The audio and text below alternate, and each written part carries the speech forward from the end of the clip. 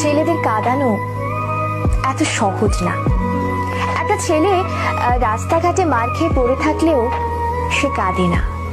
তাকে তার বাবা মা ইচ্ছে মতো বকা দিলেও সে কাঁদে না, বরং শান্তি পায়।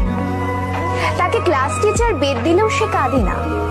তাকে তার প্রিয়জন রাগ অভিমান করে যদি একটা থাপ্পড় দেয় তবুও সে কাঁদে না, বরং সেই থাপ্পড়ে সে ভালোবাসা খুঁজে নেয়।